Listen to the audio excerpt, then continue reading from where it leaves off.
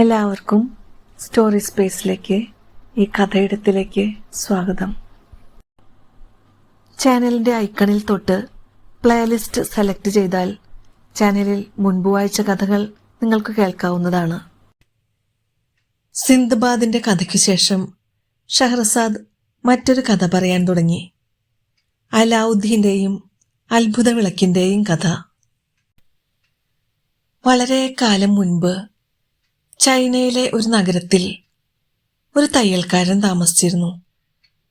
അയാൾ വളരെ ദരിദ്രനായിരുന്നു. അയാൾക്ക് ഒരേ ഒരു മകനേ ഉണ്ടായിരുന്നുള്ളൂ, അലാവുദ്ദീൻ. അവനാണെങ്കിൽ കുട്ടിക്കാലം മുതൽക്കേ ഒരു തെമ്മാടിയായിരുന്നു.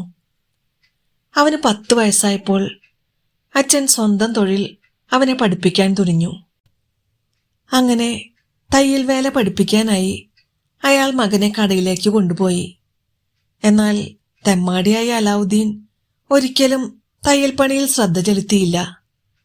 അവിടുത്തെ തെരുവ് പിള്ളേരോടൊപ്പം കളിച്ചും തല്ലുകൂടിയും സമയം കളയാനായിരുന്നു അവനിഷ്ടം. ഒറ്റ ദിവസം പോലും അവൻ കടയിലിരുന്നില്ല. അച്ഛൻ്റെ കണ്ണു വെട്ടിച്ച് അവൻ കൂട്ടുകാരോടൊത്ത് കളിക്കാൻ പോകും. തെരുവിലും കമ്പോളത്തിലും തെണ്ടി നടക്കും. എത്ര ഉപദേശിച്ചിട്ടും വഴക്ക് പറഞ്ഞിട്ടും അതൊന്നും ഫലം കണ്ടില്ല. പാവം തുന്നൽക്കാരൻ അതിൽ മനംനൊന്ത് മൃതിയടഞ്ഞു. എന്നിട്ടും അലാവുദ്ദീൻ തന്റെ ദുഷിച്ച ജീവിത രീതി തുടർന്നു. ജീവിക്കാൻ വകയില്ലാതെ അമ്മ തുന്നൽക്കട വിറ്റു. അതിൽ നിന്ന് കിട്ടിയതുകൊണ്ട് എത്ര നാളത്തേക്ക് തികയാനാണ്? ആ സ്ത്രീ പട്ടിണി മാറ്റാൻ നൂല് നൂൽക്കാൻ തുടങ്ങി. അച്ഛൻ മരിച്ചപ്പോൾ അലാവുദ്ദീന് കൂടുതൽ സ്വാതന്ത്ര്യം കിട്ടി. ആരെയും പേടിക്കാനില്ലാത്തതുകൊണ്ട് മുഴുവൻ സമയവും കൂട്ടുകൂടി നടന്നു. അമ്മയാകട്ടെ രാപ്പകൽ അധ്വാനിച്ച് അവന് ആഹാരം കൊടുത്തു. ഭക്ഷണ നേരത്ത് മാത്രമേ അവനെ വീട്ടിൽ കാണാൻ കഴിഞ്ഞിരുന്നുള്ളൂ. പാവം അമ്മ അവനെ കഷ്ടപ്പെട്ട് നൂല് നൂൽക്കുന്ന ജോലി ചെയ്ത് 15 വയസ്സ് വരെ തീറ്റിപ്പോറ്റി. അവൻ അഴകും ആരോഗ്യവുമുള്ള ചെറുപ്പക്കാരനായി വളർന്നു. ഒരു ദിവസം തെണ്ടിപ്പിള്ളേരോടൊപ്പം കളിച്ചുകൊണ്ടിരുന്നപ്പോൾ അവന്റെ സമീപം ഒരു നാടോടി വന്നു. മൊറോക്കോയിലെ മന്ത്രവാദിയായിരുന്നു അയാൾ. ജ്യോതിഷവും മുഖലക്ഷണ ശാസ്ത്രവും കൂടോത്രവുമെല്ലാം അയാൾക്ക് വശമായിരുന്നു. അയാൾ അലാവുദ്ദീനെ വല്ലാതെ തറപ്പിച്ചൊന്നു നോക്കി. അവനിൽ മറ്റുള്ളവർക്കില്ലാത്ത എന്തോ പ്രത്യേകത അയാൾ ശ്രദ്ധിച്ചു. അയാൾ സ്വയം പറഞ്ഞു, അതെ, ഇവൻ തന്നെ. ഇവനെ തന്നെയാണ് എനിക്ക് ആവശ്യം. ഇവനെ കണ്ടെത്താൻ വേണ്ടിയാണ് ഞാൻ എൻ്റെ ജന്മദേശം വിട്ടു പോന്നത്. അയാൾ അലാവുദ്ദീന്റെ ഒരു കൂട്ടുകാരനെ അടുത്ത് വിളിച്ച് അവനെക്കുറിച്ചുള്ള എല്ലാ വിവരങ്ങളും ചോദിച്ചറിഞ്ഞു. എന്നിട്ട് അലാവുദ്ദീനെ നോക്കി ചിരിച്ചു. എന്റെ കുട്ടി, നീ തുന്നൽക്കാരൻ അലാവുദ്ദീന്റെ മോനല്ലേ എന്ന് ചോദിച്ചു. അതെ, പക്ഷേ അച്ഛൻ മരിച്ചിട്ട് ഒരുപാട് നാളായി, അലാവുദ്ദീൻ പറഞ്ഞു. മന്ത്രവാദി കണ്ണീരൊഴുക്കിക്കൊണ്ട് അവനെ ആശ്ലേഷിച്ച് 2 കവിളിലും ചുംബിച്ചു. എന്തിനാണ് നിങ്ങൾ കരയുന്നത്? അവൻ അത്ഭുതപ്പെട്ടു.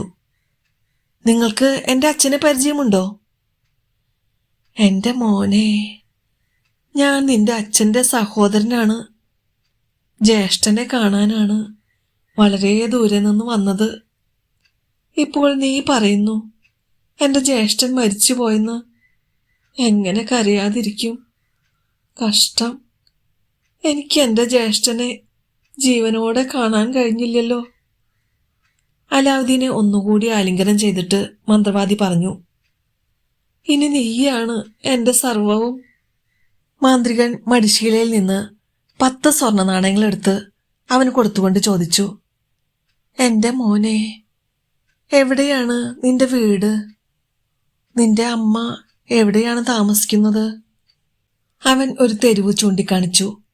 ആ പണം അമ്മയ്ക്ക് കൊടുക്കണമെന്നും പിറ്റേന്ന് രാവിലെ താൻ വീട്ടിൽ വരുമെന്ന് അറിയിക്കണമെന്നും അയാൾ പറഞ്ഞു. അലാവുദ്ദീൻ സന്തോഷത്തോടെ വീട്ടിലേക്ക് ഓടി.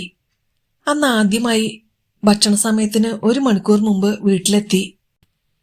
അമ്മേ, നാളെ ഇളയച്ചൻ വരുന്നു എന്ന് ഉറക്കെ വിളിച്ചു പറഞ്ഞു. ഏത് ഇളയച്ചൻ? അമ്മ അമ്പരന്നു. അച്ഛൻ്റെ അനുജൻ. ഇന്ന് ഞാൻ തെരുവിൽ വെച്ച് കണ്ടു. അത് കൊള്ളാം. നിന്റെ അച്ഛന് ഞാനറിയാതെ ഒരു ഇളയച്ചനുണ്ടോ? മോനെ, അദ്ദേഹത്തിന് ആകെ ഒരു സഹോദരൻ മാത്രമേ ഉണ്ടായിരുന്നുള്ളൂ. അയാൾ വളരെ കാലം മുമ്പ് മരിച്ചുപോയി. മന്ത്രവാദി പണം കൊടുത്ത വിവരം അലാവുദ്ദീൻ അമ്മയോട് പറഞ്ഞില്ല. പിറ്റേന്ന് രാവിലെ തെരുവിൽ വെച്ച് മന്ത്രവാദി അവനെ വീണ്ടും കണ്ടു. അവനെ മാറോടണച്ച് 2 സ്വർണ്ണ നാണയം കൂടി കൊടുത്തിട്ട് രാത്രി ഭക്ഷണം കഴിക്കാൻ വീട്ടിൽ വരാമെന്ന് പറഞ്ഞു. അലാവുദ്ദീൻ ആ പണം അമ്മയെ ഏൽപ്പിച്ചു. പണം കിട്ടിയപ്പോൾ അമ്മയ്ക്ക് തോന്നി, ഒരുപക്ഷെ എൻ്റെ ഭർത്താവിന് ഇങ്ങനെ ഒരു സഹോദരൻ ഉണ്ടായിരിക്കാം. അവർ ചന്തയിൽ ചെന്ന് അത്താഴത്തിനുള്ള സാധനങ്ങൾ വാങ്ങി ഭക്ഷണം പാകം ചെയ്തു. സന്ധ്യയായപ്പോൾ മന്ത്രവാദി എത്തി. ഒരു കുട്ട നിറയെ പഴങ്ങളും പലഹാരങ്ങളും അയാൾ കൊണ്ടുവന്നിരുന്നു. അയാൾ അലാവുദ്ദീന്റെ അമ്മയെ വണങ്ങി. ജ്യേഷ്ഠൻ ജീവിച്ചിരുന്നപ്പോൾ പതിവായി ഇരിക്കാറുള്ള സ്ഥലം ഏതെന്ന് ചോദിച്ചു. അവിടെ കുറെ നേരം ശിരസ്സു കുമ്പിട്ടു നിന്നു. അയാളുടെ ദുഃഖപ്രകടനം കണ്ടപ്പോൾ ഭർത്താവിന്റെ സഹോദരൻ തന്നെയാണതെന്ന് ആ സ്ത്രീ തീർച്ചപ്പെടുത്തി. അയാളെ സ്വാന്തനപ്പെടുത്തിയിട്ട് ഭക്ഷണം വിളമ്പി. ആഹാരം കഴിച്ചുകൊണ്ടിരുന്നപ്പോൾ മന്ത്രവാദി പറഞ്ഞു, ജ്യേഷ്ഠൻ ജീവിച്ചിരുന്നപ്പോൾ എനിക്ക് ഇങ്ങോട്ട് വരാൻ സാധിച്ചില്ല. ഞാൻ നാട് വിട്ടിട്ട് 30 വർഷം കഴിഞ്ഞു. കുറെ രാജ്യങ്ങൾ ചുറ്റിക്കറങ്ങി. ഒടുവിൽ മൊറോക്കോയിലെത്തി. 20 വർഷമായി അവിടെയാണ് താമസം. പെട്ടെന്നൊരു ദിവസം എനിക്ക് ജ്യേഷ്ഠനെ കാണണമെന്ന് തോന്നി. മരിക്കുന്നതിന് മുമ്പ് എൻ്റെ ഒരേ ഒരു സഹോദരനെ കാണണമെന്ന് ആശിച്ച് ഓടി വന്നതാണ് ഞാൻ. പലയിടത്തും അന്വേഷിച്ച് നടന്നു.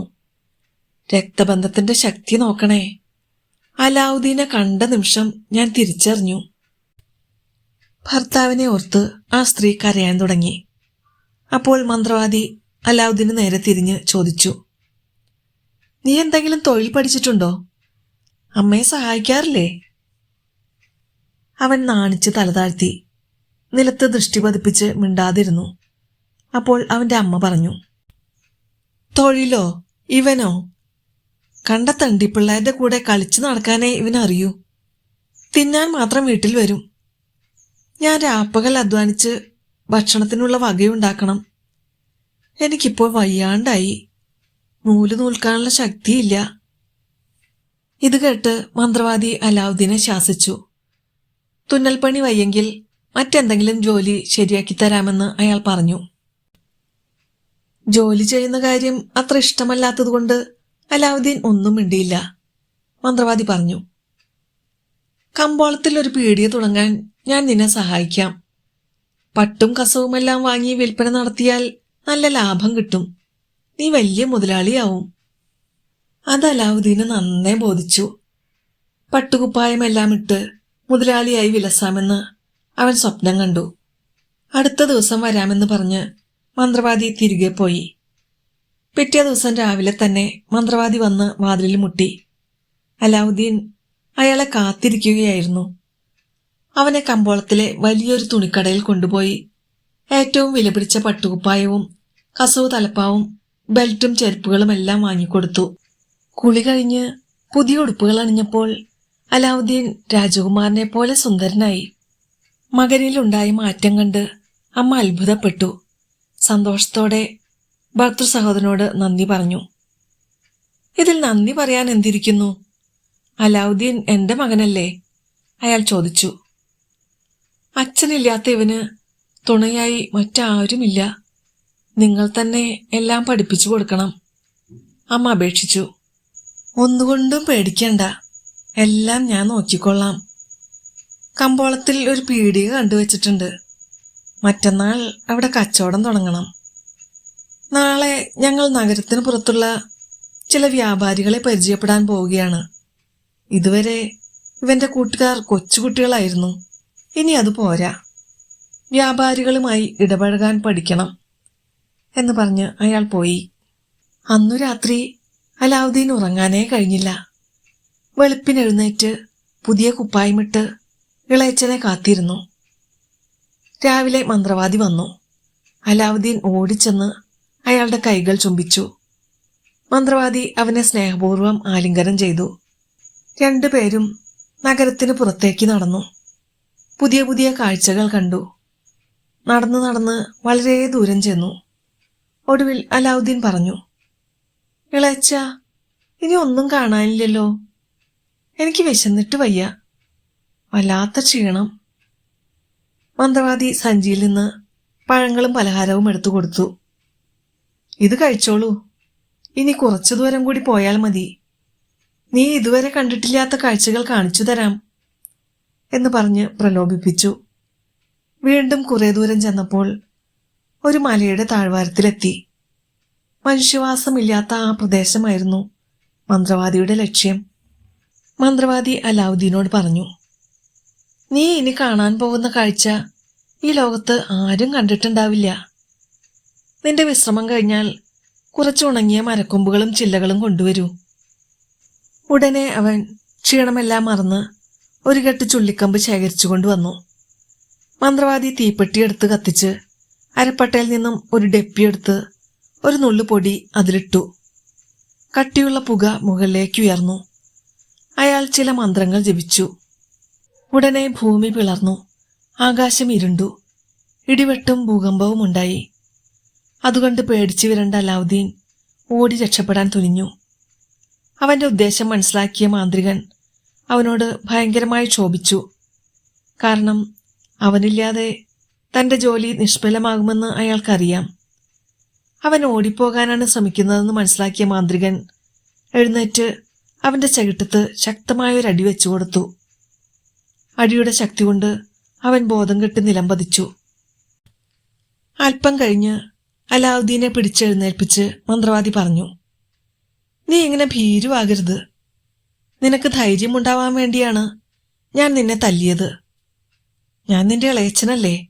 ഞാൻ പറയുന്നത് നീ അനുസരിക്കണം. ശ്രദ്ധിച്ചു കേൾക്കൂ. എല്ലാം നിനക്ക് വേണ്ടിയാണ്.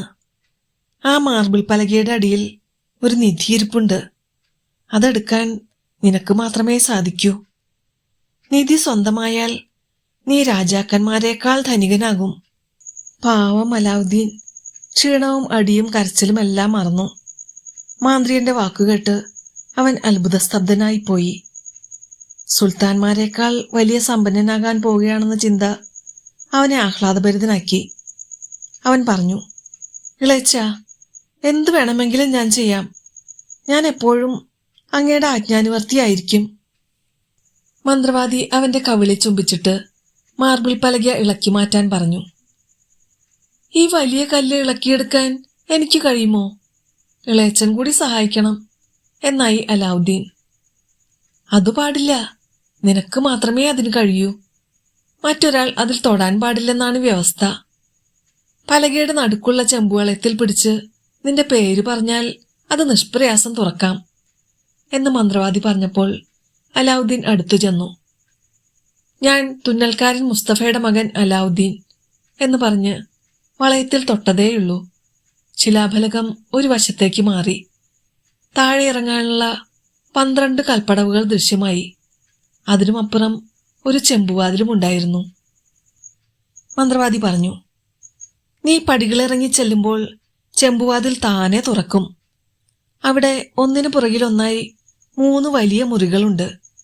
ആദ്യത്തെ മുറിയിൽ 4 വെങ്കല ഭരണികളിൽ ദ്രവരൂപത്തിലുള്ള സ്വർണം സൂക്ഷിച്ചിരിക്കുന്നു. നീ ആ ഭരണികളിൽ തൊടരുത്. തൊട്ടാൽ നീ കരിങ്കല്ലായി മാറും. രണ്ടാമത്തെ മുറിയിൽ 4 വെള്ളി ഭരണികളിൽ സ്വർണധൂളികൾ സൂക്ഷിച്ചിട്ടുണ്ടാകും. മൂന്നാമത്തെ മുറിയിലാകട്ടെ 4 സ്വർണഭരണികൾ നിറയെ സ്വർണ നാണയങ്ങളാണുള്ളത്. മൂന്നാമത്തെ മുറിയുടെ അവസാനം ഒരു വാതിൽ കാണാം. അത് തുറന്ന് പുറത്തിറങ്ങിയാൽ വിവിധതരം പഴവർഗ്ഗങ്ങൾ ധാരാളമുള്ള ഉദ്യാനത്തിലെത്തും. അവിടെ കാഴ്ചകൾ കണ്ടു നിൽക്കാതെ നേരെ നടക്കുമ്പോൾ മുന്നിലൊരു കോണിപ്പടി കാണും. അതിലെ 30 പടികൾ കയറി ചെല്ലണം. ഒരു ചെറിയ മണ്ഡപവും മണ്ഡപത്തിന് നടുവിൽ വെങ്കലത്തിൽ തീർത്ത പീഠത്തിൽ ഒരു ചെറിയ ചെമ്പുവിളക്കും അവിടെയുണ്ട്. കത്തിക്കൊണ്ടിരിക്കുന്ന വിളക്കണച്ച് അതിലെ എണ്ണ നിലത്തൊഴിച്ചിട്ട് വിളക്ക് നിന്റെ കുപ്പായത്തിനുള്ളിൽ ഒളിച്ചു വെച്ച് ഇങ്ങു കൊണ്ടുപോരണം. ആ വിളക്ക് നീ കൊണ്ടുവന്നാൽ നമ്മൾ ലോകത്തിലേക്കും വെച്ച് ധനികരാകും. തന്റെ നിർദ്ദേശങ്ങൾ കൊടുത്തു കഴിഞ്ഞപ്പോൾ ആ മാന്ത്രികൻ ഒരു മോതിരം അവന്റെ ചൂണ്ടാണിവിരലിൽ ഇട്ടുകൊടുത്തുകൊണ്ട് പറഞ്ഞു, ഈ മോതിരം നിന്നെ എല്ലാ ആപത്തുകളിൽ നിന്നും രക്ഷിക്കും. ഞാൻ പറഞ്ഞതെല്ലാം ഓർത്ത് അതേപടി ചെയ്യണം. ഒന്നുകൊണ്ടും പേടിക്കണ്ട. നീ ഇപ്പോൾ ഒരു ചെറിയ കുട്ടിയല്ല. ഇത്തിരി ധൈര്യമൊക്കെ വേണ്ടേ? വലിയൊരു സമ്പത്താണ് നിനക്ക് വന്നു ചേരാൻ പോകുന്നത്. ലോകത്തിലെ ഏറ്റവും വലിയ സമ്പന്നനായി നീ മാറും. അലാവുദ്ദീൻ ധൈര്യസമേതം കൽപ്പടവുകൾ ഇറങ്ങി ചെമ്പുവാതിൽ താനെ തുറന്നു. ഇളയച്ചൻ പറഞ്ഞിരുന്നതുപോലെ 3 മുറികളും കടന്നു ചെന്ന് മുകളിലെ മണ്ഡപത്തിലുള്ള പീഠത്തിൽ സ്ഥാപിച്ചിരുന്ന വിളക്കു കണ്ടു. മണ്ഡപത്തിനു ചുറ്റും ഫലവൃക്ഷങ്ങൾ നിറഞ്ഞ പൂങ്കാവനമായിരുന്നു. അവയുടെ ഭംഗി കണ്ട് അലാവുദ്ദീൻ കയ്യെത്തി ചില പഴങ്ങൾ പറിച്ചെടുത്തു. കടിച്ചു നോക്കിയപ്പോഴാണ് അതൊന്നും തിന്നാൻ കൊള്ളുന്നതല്ലെന്ന് മനസ്സിലായത്. ഓറഞ്ച്, മുന്തിരി, ആപ്പിൾ, വാഴപ്പഴം എല്ലാം പളുങ്കുകൊണ്ടുണ്ടാക്കിയവ. അലാവുദ്ദീന് നിരാശ തോന്നി. എങ്കിലും അമ്മയ്ക്കും കൂട്ടുകാർക്കും കൊടുക്കാമെന്നുദ്ദേശിച്ച് കുറെ എണ്ണം പറിച്ചെടുത്ത് കീശയിലിട്ടു. കീശയിൽ കൊള്ളാത്തത് കയ്യിലെടുത്തു. അവയുടെ ഭാരം കൊണ്ട് വേച്ചു വേച്ചു നടന്ന് ഭരണികൾ സ്പർശിക്കാതെ മണ്ഡപത്തിൽ നിന്ന് വിളക്കെടുത്ത് കുപ്പായത്തിനുള്ളിലിട്ടു. മുകളിലേക്ക് കയറാനുള്ള കാൽപ്പടവുകൾക്ക് ചുവട്ടിൽ വന്നു. പക്ഷേ ഉയരമുള്ളതിനാൽ പരസഹായമില്ലാതെ അവന് പുറത്തു കടക്കാൻ പറ്റില്ലായിരുന്നു. അതിനും പുറമെ പോക്കറ്റിലുള്ള പഴങ്ങളുടെ ഭാരവും ഉണ്ടല്ലോ. അതുകൊണ്ട് അവൻ മാന്ത്രികനോട് വിളിച്ചു പറഞ്ഞു, ഇളയച്ച, നിങ്ങളുടെ കൈയൊന്ന് തരൂ, എന്നെ കയറാൻ സഹായിക്കൂ. എന്നാൽ മന്ത്രവാദി മറുപടി നൽകി, മോനെ, ആ വിളക്ക് എനിക്ക് തരൂ, അല്ലെങ്കിൽ അതിന്റെ ഭാരം കൊണ്ട് നീ താഴേക്ക് പതിക്കും. എന്റെ ഇളയച്ച, ആ വിളക്കിന് അത്ര ഭാരമൊന്നുമില്ല. നിങ്ങൾ ആ കൈയൊന്ന് തരൂ, ഞാൻ പുറത്തിറങ്ങിയ ഉടനെ ഈ വിളക്ക് നിങ്ങൾക്ക് തരാം. എന്നാൽ വിളക്കിലല്ലാതെ മറ്റൊന്നിലും താല്പര്യമില്ലാതിരുന്ന മാന്ത്രികൻ വിളക്ക് ഉടനെ തനിക്ക് കൈമാറാനായി അലാവുദ്ദീനെ നിർബന്ധിക്കാൻ തുടങ്ങി. എന്നാൽ തന്റെ പോക്കറ്റിനടിയിലായിരുന്നു അവൻ വിളക്ക് വെച്ചിരുന്നത്. അതിനു മീതെ പഴങ്ങൾ കുത്തിനിറച്ച് പോക്കറ്റ് വീർത്ത് തുറിച്ചു നിൽക്കുകയായിരുന്നു. അതുകൊണ്ട് ആ പയ്യന് പോക്കറ്റിൽ വിരൽ കടത്തി വിളക്കെടുക്കാനായില്ല. തന്റെ ആവർത്തിച്ചുള്ള നിർബന്ധത്തിന് വശംവദനാവാത്ത സഹോദരപുത്രനു നേരെ ഭയങ്കര ദേഷ്യത്തിൽ വിളക്ക് കൊടുക്കാനായി മാന്ത്രികൻ അലറി. എന്നാൽ അലാവുദ്ദീന് അത് പുറത്തെടുക്കാൻ കഴിഞ്ഞില്ല. അലാവുദ്ദീൻ വിളക്ക് കൈമാറുന്നില്ലെന്ന് കണ്ടപ്പോൾ മാന്ത്രികന് കോപം അടക്കാനായില്ല. അത് ലഭിക്കുമെന്ന ആശ തന്നെ അയാൾ ഉപേക്ഷിച്ചു. എടാ നായിന്റെ മോനെ, വിളക്ക് തന്നില്ലെങ്കിൽ നിന്നെ ഞാൻ കൊന്നുകളയും, അയാൾ അലറി. ഇളയച്ചൻ ഇത്രത്തോളം കോപിക്കാനുള്ള കാരണമെന്തെന്ന് അലാവുദ്ദീന് മനസ്സിലായില്ല. അയാൾ തന്നെ തല്ലുമെന്ന് ഭയന്ന് പുറംതിരിഞ്ഞ് ഗുഹയ്ക്കുള്ളിലേക്ക് ഓടി. കുറെ കഴിഞ്ഞ് അയാളുടെ ദേഷ്യം മാറുമ്പോൾ പുറത്തു വരാമെന്ന് അവൻ കരുതി. മന്ത്രവാദി പല്ലു കടിച്ചു. മന്ത്രശക്തിയുള്ള ആ ഗുഹയ്ക്കുള്ളിൽ അയാൾക്ക് പ്രവേശിക്കാൻ അനുവാദമില്ലല്ലോ. ആ ദുഷ്ടൻ കോപാന്തനായി ഒരു നുള്ളു ഭസ്മം എടുത്ത് മന്ത്രം ജപിച്ച് തീയിലിട്ടു. ഗുഹാമുഖം താനെ അടഞ്ഞു. നന്ദി കെട്ട നായേ, നീ അവിടെ കിടന്ന് ചാക് എന്ന് ശപിച്ചു. ആ മന്ത്രവാദി അലാവുദ്ദീന്റെ ഇളയച്ചനൊന്നുമായിരുന്നില്ല. ആഫ്രിക്കയിലെ ഉൾനാട്ടിൽ ജനിച്ച അയാൾ വളരെ കാലം ദുർമന്ത്രവാദം പഠിച്ചും പരീക്ഷിച്ചും കഴിയുന്നതിനിടയിൽ ചീനയിലെ നഗരത്തിനടുത്തുള്ള ഒരു ഗുഹയിൽ മന്ത്രശക്തിയുള്ള വിളക്കുണ്ടെന്നറിഞ്ഞു. അതു കൈക്കലാക്കാനുള്ള ശ്രമമായി ഗുഹ കണ്ടെത്തി.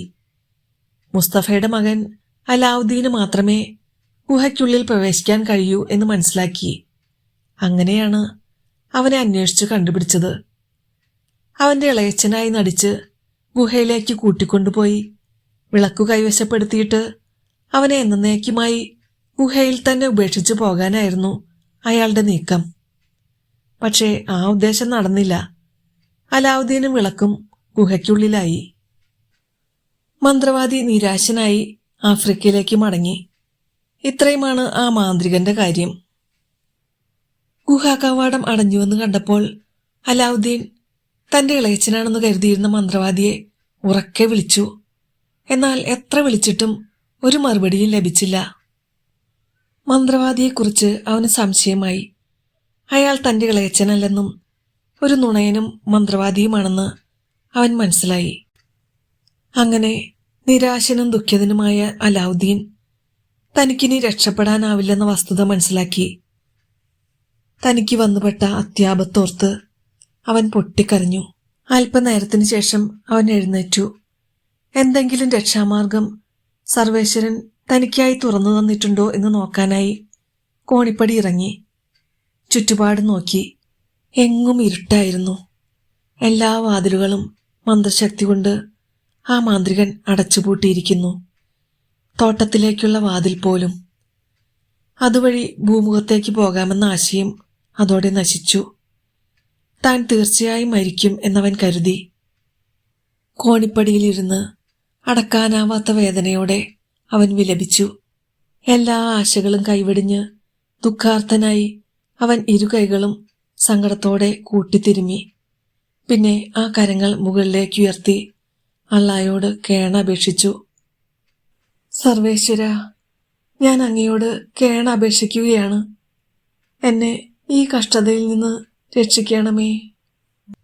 ദൈവത്തോട് ഇപ്രകാരം യാചിച്ചുകൊണ്ട് ഖേദപൂർവം ഇരു കൈകളും കൂട്ടിത്തിരുമവേ മന്ത്രവാദി കൊടുത്ത മുദ്രാമോതിരത്തിൽ അവന്റെ വിരലുകൾ ഉരസാനിടയായി. പെട്ടെന്നതാ ഒരു ഉഗ്രസ്വത്വം അവന് മുന്നിൽ പ്രത്യക്ഷപ്പെട്ടിരിക്കുന്നു. തീക്കനൽ പോലെ തിളങ്ങുന്ന ചുവന്ന കണ്ണുകളുള്ള ആ കരിമ്പൂതം അലറി. ഭൂമിയുടെയും ആകാശത്തിന്റെയും കടലിന്റെയും അധിപനാണ് ഞാൻ. പക്ഷേ ഈ മോതിരത്തിന്റെയും അത് വിരലിൽ അണിയുന്നവന്റെയും അടിമ. ഈ മുദ്രാമോതിരം ധരിക്കുന്നവൻ ആരായാലും അവന്റെ ദാസനാണ് ഞാൻ. അലാവുദ്ദീൻ തന്റെ മുന്നിൽ ഭവ്യതയോടെ നിൽക്കുന്ന ആ ഭൂതത്തെ നോക്കി. ആ ഭീകര രൂപം കണ്ട് അവൻ വിറച്ചുപോയി. എന്നാലും ധൈര്യപൂർവ്വം മറുപടി നൽകി. ഭൂമിയുടെയും ആകാശത്തിന്റെയും കടലിന്റെയും അധിപനായ ഭൂതമേ, എന്നെ ഈ ഗുഹയിൽ നിന്ന് പുറത്തു പോകാൻ സഹായിക്കുമോ? അവൻ പറഞ്ഞു തീരുന്നതിനു മുമ്പേ ഗുഹയുടെ മുകൾ വശം രണ്ടായി പിളർന്നു. അലാവുദ്ദീൻ ഗുഹയ്ക്ക് വെളിയിലായി. ഭൂതത്തെ കാണാനുമില്ല. പുനർജന്മം കിട്ടിയ സന്തോഷത്തോടെ അലാവുദ്ദീൻ ദൈവത്തിന് നന്ദി പറഞ്ഞു. തിരിഞ്ഞു നോക്കാതെ നേരെ വീട്ടിലേക്ക് ഓടി. മകനെ ഓർത്ത് കരഞ്ഞുകൊണ്ടിരുന്ന അമ്മയുടെ മടിയിൽ ചെന്ന് വീണു. അമ്മേ, എനിക്ക് വിശക്കുന്നു, അവൻ പറഞ്ഞു. അമ്മ അവന് ഭക്ഷണം വിളമ്പിക്കൊടുത്തു. അവൻ ആർത്തിയോടെ ഭക്ഷണം കഴിച്ചു. വിശപ്പ് മാറിയപ്പോൾ മന്ത്രവാദിയുടെ വഞ്ചനയെക്കുറിച്ച് പറഞ്ഞു. അമ്മേ, അവനൊരു കള്ളനാണ്, ചതിയൻ, എന്നെ കൊല്ലാൻ നോക്കി. ഗുഹയിൽ നിന്ന് കൊണ്ടുവന്ന പഴങ്ങളും വിളക്കും കണ്ടപ്പോൾ അമ്മ പറഞ്ഞു, കഷ്ടം, ഈ വില കുറഞ്ഞ വിളക്കിനു വേണ്ടിയാണോ എന്റെ മോനെ ആ ദുഷ്ടൻ കൊല്ലാൻ നോക്കിയത്? അവർ മകനെ തലോടിക്കൊണ്ടിരുന്നു. അമ്മയുടെ ലാളനയേറ്റ് മകൻ സുഖമായി ഉറങ്ങി. പിറ്റേന്ന് രാവിലെ എഴുന്നേറ്റപ്പോൾ അലാവുദ്ദീൻ പറഞ്ഞു, അമ്മേ, ഞാൻ ഇന്ന് എന്തെങ്കിലും ജോലി അന്വേഷിക്കാൻ പോവുകയാണ്. ഭക്ഷണത്തിന് എന്തെങ്കിലും ഉണ്ടോ? അമ്മ നെടുവീർപ്പിട്ടു. നിനക്ക് നല്ല ബുദ്ധി തോന്നിയല്ലോ. പക്ഷേ ഇവിടെ തിന്നാനൊന്നുമില്ല. എന്റെ കയ്യിൽ പണവുമില്ല. നമുക്ക് ഈ വിളക്ക് വിൽക്കാം, അലാവുദ്ദീൻ നിർദ്ദേശിച്ചു. അമ്മ വിളക്ക് കയ്യിലെടുത്ത് ചന്തയിൽ പോകാനൊരുങ്ങി. അപ്പോൾ വിളക്കിന്മേൽ അവിടെ ക്ലാവ് പിടിച്ചിരിക്കുന്നതായി കണ്ടു. ഉടനെ അടുക്കളയിൽ ചെന്ന് അല്പം ചാരമെടുത്ത് തിരുമ്മി വെളുപ്പിക്കാൻ തുടങ്ങി. ആ നിമിഷം ഭീകരരൂപിയായ ഒരു ഭൂതം അവിടെ പ്രത്യക്ഷപ്പെട്ടു. അമ്മയുടെ മുന്നിൽ തലവണങ്ങിക്കൊണ്ട് ഭൂതം പറഞ്ഞു, ഞാൻ ഭൂമിയുടെയും വായുവിന്റെയും കടലിന്റെയും അധിപൻ. പക്ഷേ ഈ വിളക്കിന്റെയും ഉടമസ്ഥന്റെയും അടിമ. യജമാനത്തിക്ക് എന്താണ് വേണ്ടത്? അലാവുദ്ദീന്റെ അമ്മ ഭൂതത്തെ കണ്ട് പേടിച്ച് മോഹാലസ്യപ്പെട്ടു. അടുത്തു നിന്ന അലാവുദ്ദീനാകട്ടെ മോതിരത്തിലെ ഭൂതത്തെ പോലെ ഭീകരരൂപിയല്ല വിളക്കിലെ ഭൂതമെന്ന് കണ്ട് ആശ്വാസത്തോടെ അമ്മയുടെ കയ്യിലിരുന്ന വിളക്ക് കയ്യിലെടുത്ത് മുറുകെ പിടിച്ചിട്ട് പറഞ്ഞു, വിളക്കിന്റെ അടിമയായ ഭൂതമേ, എനിക്ക് വിശക്കുന്നു, തിന്നാൻ വല്ലതും കൊണ്ടുവാ. ഇപ്പോൾ കൊണ്ടുവരാം എന്ന് പറഞ്ഞ് ഭൂതം മറഞ്ഞു. അല്പനിമിഷങ്ങൾക്കുള്ളിൽ വലിയ സ്വർണത്തളികകളിൽ റൊട്ടിയും മാംസക്കറികളും പലഹാരങ്ങളും പഴങ്ങളും രത്നം പതിച്ച പാനപാത്രങ്ങളിൽ വീഞ്ഞും കൊണ്ടുവന്നു. അവയെല്ലാം മേശപ്പുറത്ത് നിരത്തി വെച്ചിട്ട് ഭൂതം അപ്രത്യക്ഷനായി. അലാവുദ്ദീൻ അമ്മയുടെ മുഖത്ത് പനിനീർ തളിച്ചു. അവർ കണ്ണു തുറന്നു. മുന്നിൽ നിരത്തിയിരുന്ന ഭക്ഷ്യപദാർത്ഥങ്ങൾ കണ്ട് അത്ഭുതത്തോടെ ചോദിച്ചു, ഇതെല്ലാം സുൽത്താൻ കൊടുത്തയച്ചതാണോ? അതെല്ലാം പിന്നീട് പറയാം. ചൂടാറുന്നതിന് മുമ്പ് നമുക്ക് ഭക്ഷണം കഴിക്കാം എന്ന് പറഞ്ഞ് അലാവുദ്ദീൻ അമ്മയെ പിടിച്ചെഴുന്നേൽപ്പിച്ചു. വയറ് നിറയെ കഴിച്ചിട്ട് ബാക്കിയുള്ളത് വൈകുന്നേരത്തേക്കായി മാറ്റിവെച്ചു. ഭൂതമാണ് ഭക്ഷണം കൊണ്ടുവന്നതെന്ന് അറിഞ്ഞപ്പോൾ അമ്മ പറഞ്ഞു, മോനെ, പിശാചുക്കളുമായുള്ള ബന്ധം നമുക്ക് വേണ്ട. ഇനിയും ആ ഭൂതത്തിനെ അടുത്തു കണ്ടാൽ ഞാൻ പേടിച്ചു ചത്തുപോവും. അമ്മേ, ഒരു ഭൂതമാണ് എന്നെ ഗുഹയ്ക്കുള്ളിൽ നിന്ന് രക്ഷിച്ചത്. മറ്റൊരു ഭൂതം നമുക്ക് ആഹാരം കൊണ്ടുവന്നു. എന്തു വന്നാലും ഈ മോതിരവും വിളക്കും ഞാൻ ഉപേക്ഷിക്കുകയില്ല. അമ്മയ്ക്ക് ഭയമാണെങ്കിൽ ഞാൻ ഭൂതത്തെ കൈകാര്യം ചെയ്തോളാം. നിന്റെ ഇഷ്ടം പോലെ ചെയ്തോ, എനിക്കതൊന്നും കാണണ്ട, അമ്മ പറഞ്ഞു. എന്നും ഭക്ഷണത്തിനു വേണ്ടി ഭൂതത്തെ ആശ്രയിക്കുന്നത് ശരിയല്ലെന്ന് അലാവുദ്ദീന് തോന്നി. ഭക്ഷണമാണെങ്കിൽ എല്ലാം കഴിഞ്ഞു. ഭക്ഷണം കൊണ്ടുവന്ന പാത്രങ്ങൾ ഇരിപ്പുണ്ട്. അതിൽ നിന്ന് ഒരു സ്വർണത്തളിക എടുത്ത് അവൻ വിൽക്കാനായി കമ്പോളത്തിൽ ചെന്നു. അലാവുദ്ദീന് സ്വർണത്തിന്റെ വിലയൊന്നും നിശ്ചയമില്ലെന്ന് മനസ്സിലാക്കിയ ഒരു ജൂതൻ അവന്റെ കയ്യിൽ നിന്നും നിസ്സാര വിലയ്ക്ക് ആ സ്വർണത്തളിക വാങ്ങി. ശരിയായ വിലയുടെ 1001 പോലും ആയില്ലെങ്കിലും പാവം അലാവുദ്ദീൻ സന്തോഷത്തോടെ ഓടിപ്പോയി പണം അമ്മയുടെ കയ്യിൽ കൊടുത്തു. അതുകൊണ്ട് അന്നത്തെ ചെലവ് കഴിഞ്ഞു.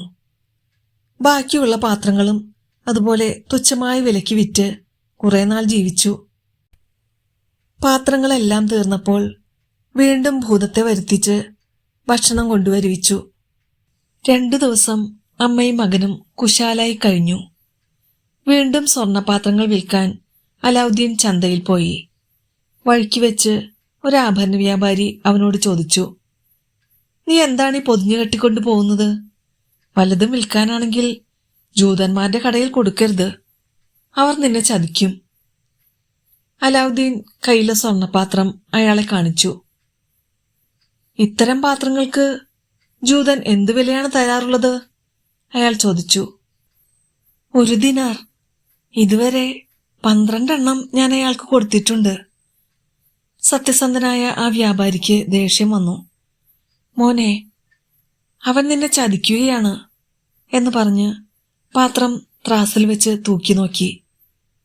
തനി തങ്കമാണിത്, 200 ദിനാർ ഞാൻ നിനക്കു തരാം. വിലയെക്കുറിച്ച് സംശയമുണ്ടെങ്കിൽ മറ്റൊരു കടയിൽ കൂടി കാണിച്ചിട്ട് വരൂ. അവൻ വൃദ്ധനോട് നന്ദി പറഞ്ഞ് ആ പണം സ്വീകരിച്ചു. അതിനുശേഷം പണം ചിലവഴിച്ചു കഴിഞ്ഞപ്പോൾ അവൻ മറ്റൊരു തളിക കൊണ്ടുവന്ന് വിറ്റു. അങ്ങനെ അവന്റെയും അമ്മയുടെയും നില മെച്ചപ്പെട്ടു. എന്നാലും ഇടത്തരക്കാരുടെ ശൈലിയിലാണ് അവർ ജീവിതം നയിച്ചത്, ധാരാളിത്തമില്ലാതെ. അലാവുദ്ദീൻ കുട്ടിത്തം വിട്ട് യുവത്വത്തിലേക്ക് കടന്നു. തെമ്മാടിപ്പിള്ളേരുമായുള്ള സഹവാസം ഉപേക്ഷിച്ചു. എന്നും മാർക്കറ്റിൽ പോയി നല്ലവരോടും വ്യാപാരികളോടും സൗഹൃദം സ്ഥാപിച്ചു. വ്യാപാരത്തെക്കുറിച്ചും കച്ചവടത്തിൽ മുതൽ മുടക്കുന്നതിനെക്കുറിച്ചും മറ്റും പഠിച്ചു. രത്നവ്യാപാരികളിൽ നിന്നും തട്ടാന്മാരിൽ നിന്നും വിലപിടിച്ച രത്നങ്ങൾ പരിശോധിക്കുവാനും ക്രയവിക്രയം ചെയ്യാനും പഠിച്ചു. അപ്പോൾ അവൻ ഒരു കാര്യം മനസ്സിലാക്കി. താൻ ഭൂഗർഭാറയിലെ തോട്ടത്തിൽ നിന്നും പഴങ്ങളാണെന്ന് കരുതി പറിച്ചെടുത്ത് പോക്കറ്റുകളിൽ കുത്തിനിറച്ചു കൊണ്ടുവന്നത് ഗ്ലാസോ സ്ഫടികമോ അല്ല, അമൂല്യ രത്നങ്ങളാണെന്ന്. അപൂർവ രത്നങ്ങൾ. ലോകത്ത് ഒറ്റ രാജാവിനും ഇല്ലാത്തത്ര വമ്പിച്ച സമ്പത്തിനുടമയാണ് താനെന്ന് അലാവുദ്ദീൻ മനസ്സിലാക്കി. അവിടുത്തെ രത്നവ്യാപാരികൾക്കുള്ള എല്ലാ രത്നങ്ങളുമായി തന്റെ രത്നങ്ങൾ അവൻ തുലനം ചെയ്തു നോക്കി. അവരുടെ ഏറ്റവും വലിയ രത്നം പോലും തന്റെ ഏറ്റവും ചെറിയ രത്നത്തെക്കാൾ വില കുറഞ്ഞതാണ്. അങ്ങനെ ദിവസവും അവൻ ബസാറിൽ പോയി രത്നവ്യാപാരികളുമായി നല്ല സുഹൃത്ബന്ധം സ്ഥാപിച്ചു. ക്രയവിക്രയങ്ങൾ ചോദിച്ചു മനസ്സിലാക്കി. വിലപ്പെട്ടതും വില കുറഞ്ഞതും തിരിച്ചറിഞ്ഞു. ഒരു ദിവസം അലാവുദ്ദീൻ ഒരു സ്നേഹിതന്റെ പീടികയിൽ ഇരിക്കുകയായിരുന്നു. അപ്പോൾ 2 രാജദൂതന്മാർ തെരുവിൽ നിന്ന് ഉറക്കെ വിളിച്ചു പറഞ്ഞു, വ്യാപാരികളെ, പൗരന്മാരെ, കടകൾ അടയ്ക്കുക, വീടുകളിലെ വാതിലുകൾ പൂട്ടുക, ആരും പുറത്തിറങ്ങാൻ പാടില്ല. നമ്മുടെ സുൽത്താൻ തിരുമനസിന്റെ ഓമനപുത്രി രാജകുമാരി ബദർ അൽ ബുദൂർ ഇതുവഴി സ്നാനഗൃഹത്തിലേക്ക് എഴുന്നള്ളുന്നു. ആരും പുറത്തേക്ക് നോക്കരുത്. ഉത്തരവ് ലംഘിക്കുന്നവരെ കഴിവിലേറ്റുന്നതാണ്. അതിസുന്ദരിയായ ബദർ അൽ ബുദൂറിനെ കുറിച്ച് അലാവുദ്ദീൻ കേട്ടിട്ടുണ്ട്.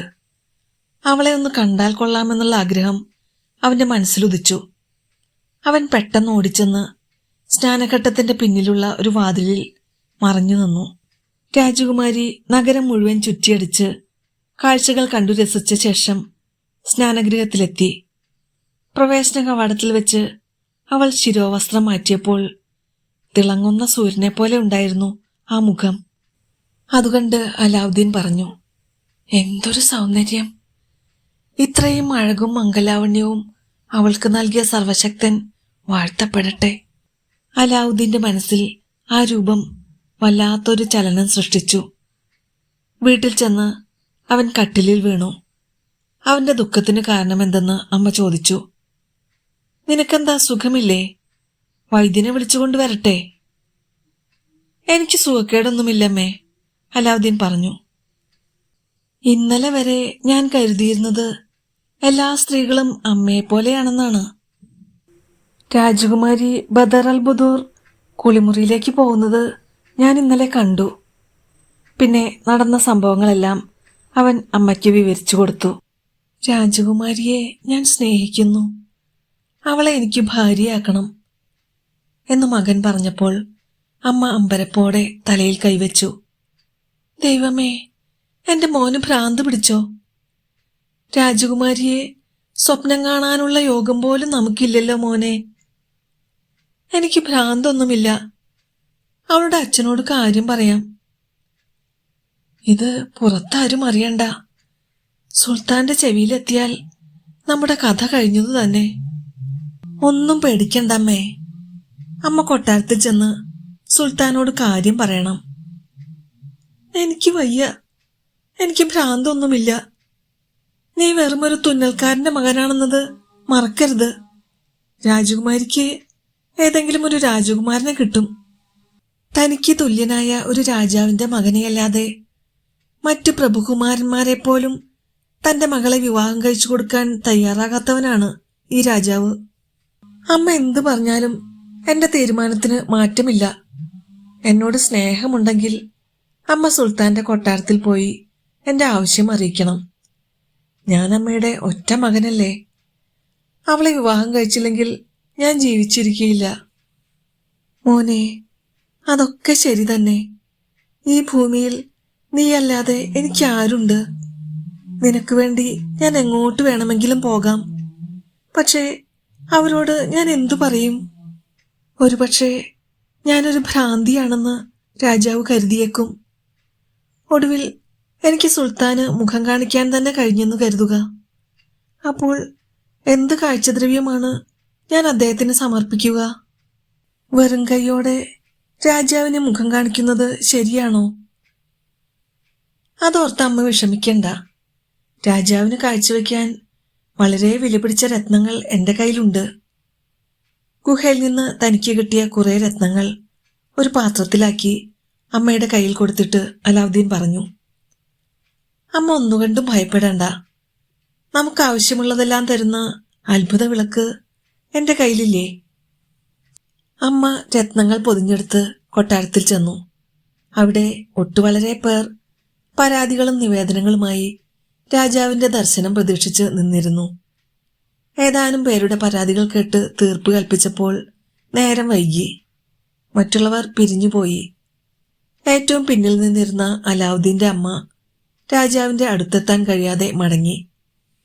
അക്ഷമനായി വീട്ടുവാതിൽക്കൽ നിന്നിരുന്ന അലാവുദ്ദീൻ അമ്മ വെറും കൈയോടെ മടങ്ങിയെന്നറിഞ്ഞ് ദുഃഖിച്ചു. പിറ്റേ ദിവസവും അവർ കൊട്ടാരത്തിൽ ചെന്നു. അന്ന് സദസ്സിന്റെ മുൻപന്തിയിലാണിരുന്നത്. എന്നിട്ടും രാജാവിന്റെ ശ്രദ്ധയാകർഷിക്കാൻ അവർക്കു കഴിഞ്ഞില്ല. നിരാശയോടെ വീട്ടിലേക്ക് മടങ്ങി. ഇങ്ങനെ 9 ദിവസങ്ങൾ കഴിഞ്ഞു. 10ാം ദിവസം രാജാവ് മന്ത്രിയോട് ചോദിച്ചു, പതിവായി ഒരു സ്ത്രീ കയ്യിലൊരു പൊതിയുമായി മുൻനിരയിൽ വന്നിരിക്കുന്നുണ്ടല്ലോ. ആരാണവർ? എന്താണ് അവരുടെ പരാതി? മന്ത്രി അവരെ രാജാവിന്റെ മുന്നിലേക്ക് ആനയിച്ചു. വൃദ്ധ ഭയന്ന് വിറച്ച് രാജാവിന്റെ കാൽക്കൽ വീണു. എന്താണ് നിങ്ങൾക്ക് ബോധിപ്പിക്കാനുള്ളത്? എന്തായാലും പരിഹാരമുണ്ടാക്കാം എന്ന് രാജാവ് പറഞ്ഞപ്പോൾ വൃദ്ധയ്ക്ക് ആശ്വാസമായി. സുൽത്താൻ തിരുമേനി കോപിക്കരുത്. അടിയൻ പറയുന്നത് അബദ്ധമാണെങ്കിൽ പൊറുക്കണം. ധൈര്യമായി പറഞ്ഞോളൂ എന്ന് പറഞ്ഞ് മറ്റുള്ളവരെയെല്ലാം പുറത്തു പോകാൻ രാജാവ് ആജ്ഞാപിച്ചു. അലാവുദ്ദീന്റെ അമ്മ വീണ്ടും സാഷ്ടാംഗം പ്രണമിച്ചു. എന്നിട്ട് മകൻ രാജകുമാരിയെ കാണാനിടയായതു മുതലുള്ള സംഭവങ്ങൾ വിവരിച്ചു. എന്റെ മകന്റെ ഭ്രാന്ത് അവിടുന്ന് ക്ഷമിക്കണം. അതിന്റെ പേരിൽ ഞങ്ങളെ ശിക്ഷിക്കരുത് എന്നപേക്ഷിച്ചു. രാജാവ് എല്ലാം ശ്രദ്ധിച്ചു കേട്ടു. അദ്ദേഹം കോപിച്ചില്ല. ചിരിച്ചുകൊണ്ട് അവരോട് ചോദിച്ചു, പൊതിയിലെന്താണ്? തന്റെ വാക്കുകൾ കേട്ട് സുൽത്താൻ ദേഷ്യപ്പെടുന്നതിനു പകരം ചിരിക്കുന്നത് കണ്ട അലാവുദ്ദീന്റെ അമ്മ ആശ്വാസത്തോടെ ഉറുമാൽ തുറന്ന് രത്നങ്ങൾ അദ്ദേഹത്തിന് മുന്നിൽ വെച്ചു. ഉടനെ ദർബാർ ഹാൾ പ്രഭാപൂരിതമായി. അപൂർവമായ ഈ രത്നങ്ങളുടെ പ്രകാശവലയത്തിൽപ്പെട്ട് സുൽത്താൻ മിഴിച്ചു നിന്നുപോയി. അവയുടെ വലിപ്പവും പ്രൗഢിയും മനോഹാരിതയും കണ്ട അദ്ദേഹം വിസ്മയിച്ചു നിന്നു. അദ്ദേഹം അതിശയത്തോടെ വിളിച്ചു പറഞ്ഞു, ഇത്രയും വലുതും മനോഹരവും പ്രൗഢഗംഭീരവുമായ രത്നങ്ങൾ എന്റെ ജീവിതത്തിൽ ഇതുവരെ കണ്ടിട്ടില്ല. എന്റെ ഖജനാവിൽ ഇതുപോലെ ഒരെണ്ണം പോലും കാണാൻ കഴിയില്ല. പിന്നെ മന്ത്രിയുടെ നേരെ തിരിഞ്ഞ് അദ്ദേഹം ചോദിച്ചു, നിങ്ങൾ എന്തു പറയുന്നു? ഇതുപോലെ സുന്ദരവും വലിപ്പവുമുള്ള രത്നങ്ങൾ നിങ്ങൾ എപ്പോഴെങ്കിലും കണ്ടിട്ടുണ്ടോ? പറയൂ. ഞാനൊരിക്കലും ഇത്തരം രത്നങ്ങൾ കണ്ടിട്ടില്ല പ്രഭോ. അങ്ങയുടെ ഖജനാവിലും ഇത്തരം രത്നങ്ങളില്ല, മന്ത്രി പറഞ്ഞു. ഇത്ര മനോഹരവും അമൂല്യവുമായ രത്നങ്ങൾ എനിക്ക് സമ്മാനിച്ചവൻ എന്റെ മകളുടെ വരനാകാൻ എന്തുകൊണ്ടും അനുയോജ്യനാണ്. അവനേക്കാൾ അർഹതയുള്ള ഒരാളെ എനിക്ക് കണ്ടെത്താൻ കഴിയില്ല. സുൽത്താന്റെ ഈ വാക്കുകൾ കേട്ട് മന്ത്രി വല്ലാതെ ദുഃഖിച്ച് മിണ്ടാനാകാതെ നിന്നു. കാരണം മന്ത്രിയുടെ മകന് രാജകുമാരിയെ വിവാഹം കഴിച്ചു കൊടുക്കാമെന്ന് രാജാവ് വാഗ്ദാനം ചെയ്തതായിരുന്നു. അതുകൊണ്ട് അല്പനേരത്തിനു ശേഷം മന്ത്രി പറഞ്ഞു, അല്ലയോ മഹാരാജാവേ, രാജകുമാരിയെ എന്റെ മകന്റെ ഭാര്യയാക്കാമെന്ന് അങ്ങെനിക്ക് വാക്കു തന്നിട്ടുള്ളതല്ലേ? അതുകൊണ്ട് മഹാനായ അങ്ങ് 3 മാസത്തെ സമയം ഞങ്ങൾക്ക് അനുവദിച്ചു തരണം. അതിനുള്ളിൽ എന്റെ മകൻ ഇതിനേക്കാൾ വിലയുള്ള ഒരു പാരിതോഷികം അങ്ങയ്ക്ക് കൊണ്ടുവന്നു തരും. രാജാവിന് അത് ബോധ്യമായില്ലെങ്കിലും മന്ത്രിയെ വിഷമിപ്പിക്കേണ്ടെന്ന് കരുതി ഇങ്ങനെ പറഞ്ഞു. അതു നാം സമ്മതിച്ചു. അലാവുദ്ദീൻ കാഴ്ചവെച്ചതിനേക്കാൾ വില പിടിച്ച സ്ത്രീധനം 3 മാസത്തിനുള്ളിൽ കൊണ്ടുവരണം. എന്നിട്ട് അലാവുദ്ദീന്റെ അമ്മയോട് പറഞ്ഞു, സമാധാനമായി പോകൂ. മകന്റെ ആവശ്യം നാം അംഗീകരിച്ചതായി പറയണം. വിവാഹം ഉറപ്പിച്ചതായി കരുതാം. കല്യാണ വസ്ത്രങ്ങൾ തുന്നാനും മറ്റുമുള്ള സമയം വേണമല്ലോ. അലാവുദ്ദീന്റെ അമ്മ രാജാവിന് ദീർഘായുസ് നേർന്നു. ദൈവത്തിനു നന്ദി പറഞ്ഞ് ആഹ്ലാദത്തോടെ വീട്ടിൽ പോയി സന്തോഷവർത്തമാനം മകനെ അറിയിച്ചു. ആ മന്ത്രി ഒരു ചതിയനാണ്. അയാൾ എന്തോ രഹസ്യം പറയുന്നത് കേട്ടു. അല്ലെങ്കിൽ ഉടൻ തന്നെ നിന്റെ വിവാഹം നടക്കുമായിരുന്നു എന്ന് അലാവുദ്ദീനോടും പറഞ്ഞു. അന്നു മുതൽ അലാവുദ്ദീൻ ദിവസങ്ങൾ എണ്ണാൻ തുടങ്ങി. സ്നേഹിതർക്ക് വിരുന്നൊരുക്കിയും സാധുക്കൾക്ക് ദാനം നൽകിയും 2 മാസം കഴിഞ്ഞു. ആ ഇടയ്ക്കൊരു ദിവസം അലാവുദ്ദീന്റെ അമ്മ വിവാഹാവശ്യത്തിനുള്ള ചില സാധനങ്ങൾ വാങ്ങാൻ ചന്തയിൽ പോയി. കടകളും തെരുവീഥികളും തോരണങ്ങളാൽ അലങ്കരിച്ചിരിക്കുന്നത് കണ്ട് എന്താണ് കാരണമെന്ന് അന്വേഷിച്ചു. ഒരു പീഡിയക്കാരൻ പറഞ്ഞു, നിങ്ങൾ അറിഞ്ഞില്ലേ, രാജകുമാരിയും മന്ത്രിയുടെ മകനും തമ്മിലുള്ള വിവാഹം ഇന്ന് നടക്കുകയാണ്. അമ്മ ദുഃഖത്തോടെ മകന്റെ അടുത്തു ചെന്നു. മോനെ, രാജാവ് ചതിച്ചു. ഇന്നു രാജകുമാരിയുടെ വിവാഹമാണ് പോലും. ആ ചതിയൻ മന്ത്രിയുടെ മകനാണ് അവളെ വിവാഹം കഴിക്കുന്നത്. അലാവുദ്ദീൻ അത് കേട്ട് തരിച്ചു നിന്നു. പെട്ടെന്ന് അവന് അത്ഭുതവിളക്കിന്റെ കാര്യം ഓർമ്മ വന്നു. അവൻ ശാന്തനായി പറഞ്ഞു, മന്ത്രിയുടെ മകന് രാജകുമാരിയെ കിട്ടൂല. എന്തു ചെയ്യണമെന്ന് എനിക്കറിയാം. അമ്മ ആഹാരം വിളമ്പൂ. അത്താഴം കഴിഞ്ഞ് അവൻ മുറിക്കുള്ളിൽ കയറി കതകടച്ചു. ഒളിച്ചു വച്ചിരുന്ന അത്ഭുത വിളക്കെടുത്ത് കൈകൊണ്ട് തിരുമിയപ്പോൾ ഭൂതം പ്രത്യക്ഷപ്പെട്ടു. ഞാൻ ഭൂമിയുടെയും വായുവിന്റെയും കടലിന്റെയും അധിപൻ, വിളക്കിന്റെയും ഉടമസ്ഥന്റെയും അടിമ. അങ്ങേക്ക് എന്തു വേണം യജമാനെ? അലാവുദ്ദീൻ പറഞ്ഞു. ഒരു മുഖ്യമായ കാര്യം നിറവേറ്റാനുണ്ട്. രാജാവിന്റെ മകളെ എനിക്ക് വിവാഹം ചെയ്തു തരാമെന്ന് ഏറ്റിരുന്നു. ഇപ്പോൾ വാക്കുമാറി. ഞാൻ കൊടുത്ത രത്നങ്ങൾ മടക്കി തന്നില്ല. മന്ത്രിയുടെ മകനും രാജകുമാരിയും തമ്മിൽ ഇന്ന് വിവാഹിതരാകുന്നു. അത് നടക്കാൻ പാടില്ല. ഇന്നു രാത്രി വധൂവരന്മാർ മെത്തയിൽ ചെന്ന് കിടന്ന ഉടനെ അവരെ മെത്തയോടുകൂടി പൊക്കിയെടുത്ത് ഇവിടെ കൊണ്ടുവരിക. ഭൂതം അപ്രത്യക്ഷനായി. അലാവുദ്ദീൻ സന്ധ്യാസമയം അമ്മയോടൊപ്പം ചെലവഴിക്കാനായി തിരിച്ചു ചെന്നു. ഭൂതം വരാറായ സമയത്ത് അവൻ എഴുന്നേറ്റ് സ്വന്തം മുറിയിലേക്ക് ചെന്നു. അല്പസമയത്തിനു ശേഷം നവവധൂവരന്മാരെ കിടത്തിയ കട്ടിൽ പൊക്കിയെടുത്ത് അതാ ഭൂതം എത്തിയിരിക്കുന്നു.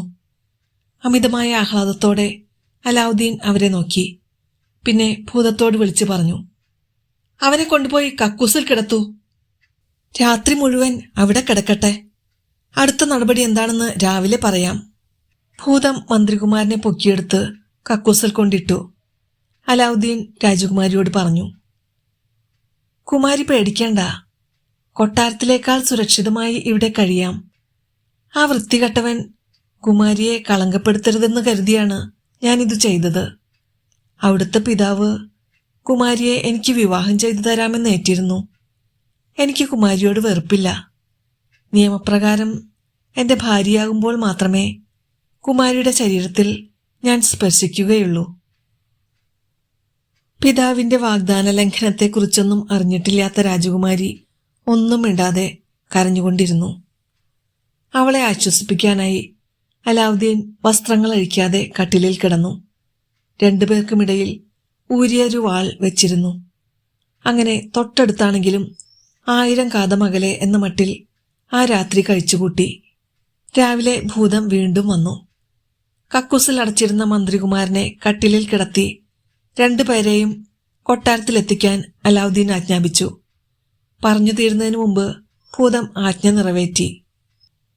പിറ്റേന്നു രാവിലെ മകൾക്കും മരുമകനും ദീർഘായുസ് നേരാനായി രാജാവും രാജ്ഞിയും അവരുടെ മണിയറയിലെത്തി. അമ്മയെ കണ്ടയുടൻ മകൾ പൊട്ടിക്കരഞ്ഞു. അവർ മരുമകനെവിടെ എന്നന്വേഷിച്ചു. അയാൾ കക്കൂസിൽ നിന്ന് ശരീരത്തിൽ പുരണ്ട മാലിന്യം കഴുകിക്കളയാൻ പുറത്തുപോയിരുന്നു.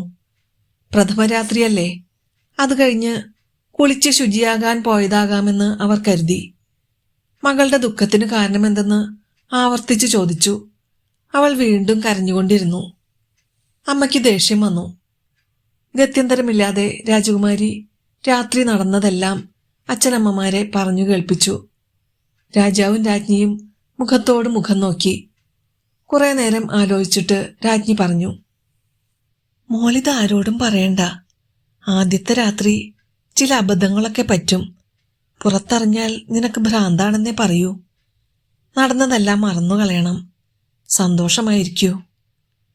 അല്പം കഴിഞ്ഞ് കുളിമുറിയിൽ നിന്ന് വന്ന മരുമകനോട് അമ്മായിയമ്മ പലതും ചോദിച്ചു. സത്യം പറഞ്ഞാൽ താൻ പരിഹാസപാത്രമാവുമെന്നതിനാൽ അവൻ ഒഴിഞ്ഞുമാറി. ഏയ്, വിശേഷിച്ചൊന്നും നടന്നില്ല എന്ന് പറഞ്ഞു. മകൾ ഏതോ ദുസ്വപ്നം കണ്ടതാകാമെന്ന് അമ്മ ആശ്വസിച്ചു. അന്നു രാത്രിയും അലാവുദ്ദീൻ ഭൂതത്തെ വിളിച്ച് രാജകുമാരിയെയും ഭർത്താവിനെയും കട്ടിലോടെ തന്റെ മുറിയിൽ കൊണ്ടുവരാൻ കൽപ്പിച്ചു. തലേ ദിവസത്തെ പോലെ ഭർത്താവിനെ കക്കൂസിലടച്ചു. രാജകുമാരിയുടെ കട്ടിലിൽ തന്നെ ഇടയ്ക്കൊരു വാൾ വെച്ച് അലാവുദ്ദീൻ കിടന്നുറങ്ങി.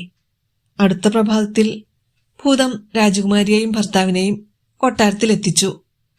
വെളുപ്പിന് രാജാവ് ഉണർന്ന് രാജ്ഞിയെപ്പോലും അറിയിക്കാതെ മകളെ കാണാൻ വന്നു. പുറത്ത് കാൽപ്പെരുമാറ്റം കേട്ടപ്പോൾ മന്ത്രികുമാരൻ വേഗം കുളിമുറിയിലേക്ക് ഓടി. രാജാവ് മകളെ ആശ്ലേഷിച്ച് വിശേഷങ്ങൾ ആരാഞ്ഞു. മകൾ മുഖം പൊത്തി കരഞ്ഞു. നീ എന്തിനാണ് കരയുന്നത്? എല്ലാം തുറന്നു പറഞ്ഞുകൂടെ എന്ന് ചോദിച്ചപ്പോൾ അവൾ നടന്നതെല്ലാം പറഞ്ഞു കേൾപ്പിച്ചു. സംശയമുണ്ടെങ്കിൽ ഭർത്താവിനോട് ചോദിച്ചു നോക്കണം എന്നപേക്ഷിച്ചു. രാജാവ് മകളെ ആശ്വസിപ്പിച്ചു. ഇന്നു തന്നെ ഞാനിതിനൊരു പരിഹാരമുണ്ടാക്കും എന്ന് പറഞ്ഞ് മന്ത്രിയെ വിളിപ്പിച്ചു. എവിടെ തന്റെ മകൻ? കഴിഞ്ഞ രാത്രി എന്താണുണ്ടായതെന്ന് അവൻ പറഞ്ഞോ? ഇല്ല തിരുമനസേ. അവിടുത്തേക്ക് ദേഷ്യമുണ്ടാകത്തക്കവണ്ണം അവൻ എന്താണ് ചെയ്തത്? മന്ത്രി ചോദിച്ചു. അവനോട് തന്നെ ചോദിക്കേ എന്നായി രാജാവ്. മന്ത്രി മകനോട് കാര്യം അന്വേഷിച്ചു. അവനെല്ലാം തുറന്നു പറഞ്ഞു. ഒരു രാത്രി കൂടി നിനക്ക് ക്ഷമിച്ചുകൂടെ? ഇല്ലില്ല, എനിക്ക് ഇങ്ങനെയൊരു ഭാര്യയെ വേണ്ട. രാത്രി കക്കൂസിൽ കഴിയാൻ വയ്യ. ഞാൻ രാജകുമാരിയെ മൊഴി ചൊല്ലാം. മന്ത്രികുമാരൻ തീർത്തു പറഞ്ഞു. രാജാവ് വിവാഹം റദ്ദു ചെയ്ത വിവരം ദൂതന്മാർ മുഖേന നാടൊട്ടുക്കറിയിച്ചു. രാജകുമാരി കന്യകയാണെന്ന് പരസ്യപ്പെടുത്തി. ആഘോഷങ്ങൾ ഉടനടി അവസാനിപ്പിച്ചു. മന്ത്രിയുടെ പുത്രനെ അകലെയുള്ള ഒരു പ്രവിശ്യയിലെ ഗവർണറായി നിയമിച്ച് പറഞ്ഞയച്ചു. രാജകുമാരി വിവാഹമോചിതയായെന്നും ഭർത്താവായിരുന്നവൻ നാടുകടത്തപ്പെട്ടെന്നും കേട്ട് അലാവുദ്ദീൻ സന്തോഷത്തോടെ ദൈവത്തിന് നന്ദി പറഞ്ഞു. അങ്ങനെ 3 മാസം കഴിയുന്നതുവരെ അലാവുദ്ദീൻ ക്ഷമയോടെ കാത്തിരുന്നു. 3 മാസത്തിനു ശേഷം മകളെ വിവാഹം കഴിച്ചു കൊടുക്കാമെന്നായിരുന്നല്ലോ രാജാവിന്റെ പ്രതിജ്ഞ. 3 മാസം തികഞ്ഞ അന്നുതന്നെ അലാവുദ്ദീൻ അമ്മയെ രാജകൊട്ടാരത്തിലേക്ക് അദ്ദേഹത്തിന്റെ വാഗ്ദാനം ഓർമ്മിപ്പിക്കാനായി അയച്ചു. വൃദ്ധയെ കണ്ടപ്പോൾ രാജാവിന് തന്റെ വാഗ്ദാനം ഓർമ്മ വന്നു. പക്ഷേ അസൂയാലുവായ മന്ത്രി ഉപദേശിച്ചു. രാജാക്കന്മാർ വാക്കുപാലിക്കേണ്ടത് തന്നെ. പക്ഷേ ഇത് രാജകുമാരിയുടെ വിവാഹത്തിന്റെ കാര്യമാണ്. വരൻ യോഗ്യനാണോ എന്നറിയണ്ടേ? ഞാൻ ചില അന്വേഷണങ്ങൾ നടത്തി. അയാളൊരു പാവപ്പെട്ട തുന്നൽക്കാരന്റെ മകനാണ്. അവിടുത്തെ മകൾക്ക് അനുയോജ്യമായ സ്ത്രീധനം കൊണ്ടുവരാൻ അയാൾക്ക് കഴിവുണ്ടോ എന്ന് ചോദിക്കണം തിരുമേനി. രാജാവ് അലാവുദ്ദീന്റെ അമ്മയോട് പറഞ്ഞു. അന്നു നിങ്ങൾ വന്നപ്പോൾ സ്ത്രീധനത്തെക്കുറിച്ച് ഒന്നും പറഞ്ഞില്ല. 40 സ്വർണത്തളികകൾ നിറയെ നിങ്ങൾ മുമ്പ് കൊണ്ടുവന്നതുപോലുള്ള രത്നങ്ങൾ കൊണ്ടുവരണം. സുന്ദരിമാരായ 40 അടിമകൾ അത് ചുമക്കണം. ചെറുപ്പക്കാരായ 40 കാപ്പിരികൾ അവർക്ക് അകമ്പടി സേവിക്കണം. ഇത്രയും കൊണ്ടുവരാമെങ്കിൽ വിവാഹം നടത്താമെന്ന് നിങ്ങളുടെ മകനോട് പറയണം. അത് കേട്ട് അമ്പരന്ന അമ്മ രാജാവിനെ സാഷ്ടാംഗം പ്രണമിച്ചിട്ട് വീട്ടിൽ ചെന്ന് മകനോട് പറഞ്ഞു. മോനെ, നീ ആ കാര്യം മറന്നു കളയുന്നതാണ് നല്ലത്. 40 സ്വർണപാത്രങ്ങളും രത്നങ്ങളും അടിമപ്പെണ്ണുങ്ങളും നീഗ്രോകളുമൊക്കെ നമ്മൾ എങ്ങനെയുണ്ടാക്കും? അതൊന്നും സാരമില്ലമ്മേ. അമ്മ അത്താഴത്തിന് വല്ലതും വാങ്ങിക്കൊണ്ടുവാ. അമ്മ ചന്തയിൽ പോയ തക്കം നോക്കി അലാവുദ്ദീൻ അത്ഭുത വിളക്കെടുത്തു. ഭൂതത്തെ വരുത്തി. ഞാൻ ഭൂമിയുടെയും വായുവിന്റെയും കടലിന്റെയും അധിപൻ, വിളക്കിന്റെയും ഉടമസ്ഥന്റെയും അടിമ. അങ്ങേക്ക് എന്തു വേണം യജമാനെ? അലാവുദ്ദീൻ പറഞ്ഞു. 40 സ്വർണപാത്രങ്ങൾ നിറയെ രത്നങ്ങൾ, സുന്ദരിമാരായ 40 അടിമപ്പെണ്ണുങ്ങൾ, 40 കാപ്പിരി ബാല്യക്കാർ, എല്ലാം ഉടനെ കൊണ്ടുവരൂ.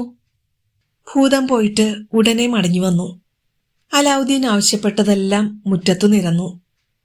വലിയ സ്വർണത്തളികകൾ നിറയെ രത്നങ്ങൾ തലയിലേന്തിയ സുന്ദരിമാരും നീഗ്രോകളും വരിവരിയായി നിന്നു.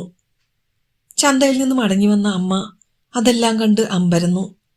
അലാവുദ്ദീൻ അവരെ ഉപഹാരങ്ങളോടൊപ്പം രാജസന്നിധിയിലേക്ക് അയച്ചു. അത്യപൂർവമായ ആ കാഴ്ച കണ്ട് നഗരവാസികൾ അത്ഭുതപ്പെട്ടു. വിലപിടിച്ച പട്ടുകുപ്പായങ്ങൾ അണിഞ്ഞ അടിമകൾ ഘോഷയാത്രയായി കൊട്ടാരത്തിലെത്തി. സ്വർണത്തളികകൾ കാഴ്ചവെച്ചു. വിസ്മയസ്തബ്ധനായി നിന്ന രാജാവിനോട് അലാവുദ്ദീന്റെ അമ്മ പറഞ്ഞു. തിരുമേനി, അവിടുത്തെ അടിമ അലാവുദ്ദീൻ അവിടുന്ന് ആവശ്യപ്പെട്ട സ്ത്രീധനം തന്നയച്ചിട്ടുണ്ട്. രാജാവ് സന്തോഷത്തോടെ പ്രഖ്യാപിച്ചു. ഇന്നു മുതൽ അലാവുദ്ദീൻ ഈ കൊട്ടാരത്തിലെ ഒരംഗമാണ്. അവരുടെ വിവാഹം ഉടൻ നടത്താം. ഇതേ സമയം അലാവുദ്ദീൻ വിളക്കിലെ ഭൂതത്തോട് സുൽത്താന്റെ കൊട്ടാരം പോലെയുള്ള ഒരു ഹർമ്മ്യം നിർമ്മിക്കുവാൻ കൽപ്പിച്ചു. പിറ്റേന്നു തന്നെ അവിടെ കൊട്ടാരം ഉയർന്നു. താമസിയാതെ അലാവുദ്ദീനും രാജകുമാരിയും തമ്മിലുള്ള വിവാഹവും കഴിഞ്ഞു. മധുവിധുവിന്റെ ലഹരിയിലും സമൃദ്ധിയുടെ പാരമ്യത്തിലും അലാവുദ്ദീൻ തന്റെ ഭൂതകാലം വിസ്മരിച്ചില്ല. അവൻ സാധുക്കളെ ഉള്ളഴിഞ്ഞു സഹായിച്ചു. ദിനംപ്രതി 5000 പാവങ്ങൾക്ക് ഭക്ഷണം നൽകി. അലാവുദ്ദീന്റെ ദാനശീലത്തെ നാട്ടുകാർ വാനോളം പുകഴ്ത്തി. ഇതേ സമയം അലാവുദ്ദീനെ ഗുഹയിലടച്ചിട്ട് ആഫ്രിക്കയിലേക്ക് പോയ മന്ത്രവാദി തന്റെ ദീർഘകാലത്തെ യത്നങ്ങളെല്ലാം വിഫലമായതോർത്ത് വിഷാദിച്ചു. വളരെ നാൾ കഴിഞ്ഞിട്ടും അവനോടുള്ള അയാളുടെ ദേഷ്യം ശമിച്ചില്ല. അലാവുദ്ദീൻ മരിച്ചോ എന്നറിയാൻ അയാൾ പ്രശ്നം വെച്ചു. അവൻ മരിച്ചിട്ടില്ലെന്നും അത്ഭുതവിളക്കിന്റെ ഉടമയായി പ്രതാപത്തോടെ വാഴുകയാണെന്നും പ്രശ്നത്തിൽ തെളിഞ്ഞു. ഉടനെ അയാൾ ചീനയിലേക്ക് പുറപ്പെട്ടു. അവിടെ പട്ടണത്തിലുള്ള സത്രത്തിൽ താമസിച്ചു. അപ്പോൾ അലാവുദ്ദീൻ നായാട്ടിന് പോയിരിക്കുകയാണെന്നറിഞ്ഞു. അത്ഭുത ദീപം കൊട്ടാരത്തിലെ ഒരു മുറിയിലുണ്ടെന്നും മന്ത്രശക്തി കൊണ്ട് മനസ്സിലാക്കി. സന്തോഷത്തോടെ അയാൾ ഒരു കടയിൽ നിന്നും 10-12 പുതിയ ചെമ്പുവിളക്കുകൾ വാങ്ങി കുട്ടയിലാക്കി. വിളക്ക് വേണോ? ചെമ്പുവിളക്ക്, പഴയ വിളക്കിന് പകരം പുതിയ വിളക്ക് എന്നുറക്കെ വിളിച്ചുകൊണ്ട് അലാവുദ്ദീന്റെ കൊട്ടാരത്തിനടുത്തു ചെന്നു. തെരുവിൽ അങ്ങോട്ടും ഇങ്ങോട്ടും വിളിച്ചുകൊണ്ട് നടന്നപ്പോൾ രാജകുമാരി ജനാല വഴി പുറത്തേക്ക് നോക്കി. രാജകുമാരിയുടെ കൂടെയുണ്ടായിരുന്ന ഒരു ബാല്യക്കാരി ചോദിച്ചു, ഇന്നലെ യജമാന്റെ മുറി അടിച്ചുവാരാൻ ചെന്നപ്പോൾ അവിടെ ഒരു പഴയ ചെമ്പുവിളക്കിരിക്കുന്നത് കണ്ടു. അത് കൊടുത്ത് പുതിയ ഒരെണ്ണം വാങ്ങിയാലോ യജമാനത്തി? വിളക്കിന്റെ അത്ഭുതശക്തിയെക്കുറിച്ച് അറിഞ്ഞുകൂടാത്ത രാജകുമാരി അത് സമ്മതിച്ചു. ഉടനെ വിളക്ക് ഒരടിമയുടെ കയ്യിൽ കൊടുത്തയച്ചു. പകരം പുതിയ ഒരെണ്ണം തരുമോ എന്ന് ചോദിക്കാൻ പറഞ്ഞു. അത്ഭുത വിളക്ക് തിരിച്ചറിഞ്ഞ മന്ത്രവാദി സന്തോഷം കൊണ്ട് വീർപ്പുമുട്ടി. അയാളുടെ അമ്പരപ്പ് കണ്ട് ബാല്യക്കാരൻ ചോദിച്ചു, ഇത് തീരെ പഴകിപ്പോയോ? മന്ത്രവാദി ഒറ്റച്ചാട്ടത്തിന് വിളക്ക് പിടിച്ചു വാങ്ങി കുപ്പായക്കീശയിൽ ഒളിപ്പിച്ചു. പകരം ഇതിലേത് വേണമെങ്കിലും എടുത്തോളൂ എന്ന് പറഞ്ഞു. ബാല്യക്കാരൻ പുതിയ വിളക്കുമായി രാജകുമാരിയുടെ അടുത്തു ചെന്നു. മന്ത്രവാദി കുട്ടയിലുണ്ടായിരുന്ന വിളക്കുകൾ ദൂരെ എറിഞ്ഞിട്ട് അവിടെ നിന്നും ഓടിപ്പോയി. ആളൊഴിഞ്ഞ ഒരിടത്തെത്തിയപ്പോൾ അത്ഭുത വിളക്ക് കയ്യിലെടുത്ത് തിരുമ്മി. ഭൂതം പ്രത്യക്ഷപ്പെട്ടു. ഞാൻ ഭൂമിയുടെയും വായുവിന്റെയും കടലിന്റെയും അടിമ. അങ്ങേക്ക് എന്താണ് വേണ്ടത് യജമാനെ എന്ന് ചോദിച്ചു. വിളക്കിന്റെ ഉടമ ആരായാലും അയാളെ അനുസരിക്കുക എന്നതാണ് ഭൂതത്തിന്റെ കടമ. മന്ത്രവാദി പറഞ്ഞു, നീ അലാവുദ്ദീന് വേണ്ടി നിർമ്മിച്ച കൊട്ടാരം അതിലുള്ള എല്ലാ വസ്തുക്കളോടും കൂടി മൊറോക്കോയിലേക്ക് മാറ്റണം. എന്നെയും അങ്ങോട്ട് കൊണ്ടുപോകണം. അടുത്ത നിമിഷം കൊട്ടാരവും മന്ത്രവാദിയും മൊറോക്കോയിലെ ഒരു വന്യഭൂമിയിലായി. എന്നും രാവിലെ എഴുന്നേറ്റ ഉടനെ കണ്ണു തിരുമ്മി ജനാലയിലൂടെ മകളുടെ വീട്ടിലേക്ക് നോക്കുക സുൽത്താന്റെ ഒരു പതിവായിരുന്നു. കാരണം അത്രയ്ക്കധികം വാത്സല്യമായിരുന്നു മകളോട്. അങ്ങനെ അന്നും എഴുന്നേറ്റ ഉടനെ അങ്ങോട്ട് നോക്കി. പക്ഷേ മുന്നിൽ കൊട്ടാരമൊന്നും കണ്ടില്ല. ശൂന്യമായ പറമ്പ് മാത്രം. താൻ സ്വപ്നം കാണുകയാണോ എന്ന് അദ്ദേഹം സംശയിച്ചു. കൊട്ടാരത്തിന്റെ മുകളിൽ കയറി നോക്കി.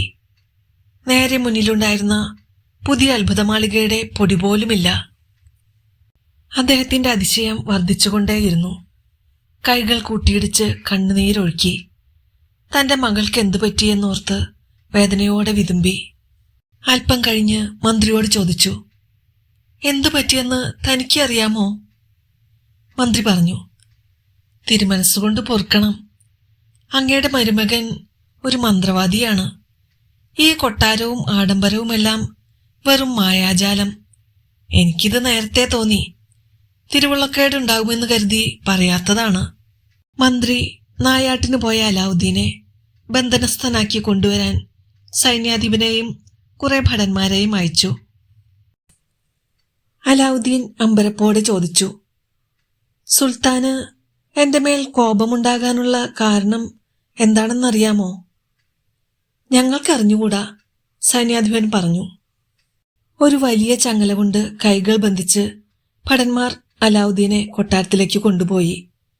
അലാവുദ്ദീന്റെ ഔദാര്യം അനുഭവിച്ചിരുന്ന ആയിരക്കണക്കിന് ആളുകൾ പിന്നാലെ ചെന്ന് കൊട്ടാരത്തിന് പുറത്ത് കാത്തുനിന്നു. തന്റെ മരുമകന്റെ തലയെടുക്കാൻ സുൽത്താൻ ആരാച്ചാർക്ക് ഉത്തരവ് നൽകി. ഈ ഉത്തരവ് കേട്ട ഉടനെ ജനങ്ങൾ ഗേറ്റിനു മുന്നിൽ വഴിയടച്ചു. കൊട്ടാരവാതിലുകൾ അടച്ചുപൂട്ടി. ആരാച്ചാർ അലാവുദ്ദീന്റെ കണ്ണുകൾ കെട്ടി സുൽത്താന്റെ അന്തിമ ഉത്തരവും കാത്ത് അവനു ചുറ്റും നടക്കുകയാണ്. പക്ഷേ ജനങ്ങളുടെ പ്രതിഷേധം കണ്ട സുൽത്താൻ അലാവുദ്ദീന്റെ മേൽ കൈവയ്ക്കരുതെന്ന് ആരാച്ചാർക്ക് ആജ്ഞ നൽകി. കണ്ണിലെ കെട്ടഴിച്ചപ്പോൾ അലാവുദ്ദീൻ രാജാവിനോട് ചോദിച്ചു, തിരുമനസ്സേ, ഞാൻ എന്ത് അപരാധമാണ് ചെയ്തത്? രാജാവ് അവനെ മുറ്റത്തുകൊണ്ട് നിർത്തി. അങ്ങോട്ട് നോക്ക് എന്ന് കൽപ്പിച്ചു. അലാവുദ്ദീൻ നോക്കി. തന്റെ കൊട്ടാരം അവിടെയില്ലെന്നറിഞ്ഞ് സ്തംഭിച്ചു നിന്നു. ദുർമന്ത്രവാദി, എന്റെ മകൾ എവിടെ? എന്റെ ഓമനപുത്രിയെ നീ എന്തു ചെയ്തു? രാജാവ് ചോദിച്ചു. എനിക്കറിഞ്ഞുകൂടാ, അലാവുദ്ദീൻ നെടുവീർപ്പിട്ടു. എന്റെ മകളെ ഉടനെ തിരിച്ചു തന്നില്ലെങ്കിൽ നിന്റെ തല കഴുത്തിനു മുകളിൽ ഉണ്ടാവില്ല. അലാവുദ്ദീൻ കുറെ നേരം ആലോചിച്ചിട്ട് പറഞ്ഞു, ചെയ്യാത്ത കുറ്റത്തിന് തല നഷ്ടപ്പെടണമെന്നാണ് വിധിയെങ്കിൽ അത് സംഭവിച്ചേ തീരൂ. പക്ഷേ ഒരു കാര്യം ഞാൻ പറയാം, എന്റെ ഭാര്യയുടെ തിരോധാനം എന്റെ അറിവോടെയല്ല. അതിന് ഞാൻ ഉത്തരവാദിയല്ല. അങ്ങെനിക്ക് 40 ദിവസത്തെ അവധി തരണം. രാജകുമാരിയെ ഞാൻ അന്വേഷിച്ചു കണ്ടുപിടിക്കാം. അള്ളാഹുവാണേ സത്യം. അലാവുദ്ദീൻ രാജകുമാരിയെ അന്വേഷിച്ച് അലഞ്ഞു നടന്നു. നടന്ന് ഒരു നദിക്കരയിലെത്തിയ അലാവുദ്ദീൻ വെള്ളത്തിൽ ചാടി ജീവനൊടുക്കാമെന്നുദ്ദേശിച്ചു.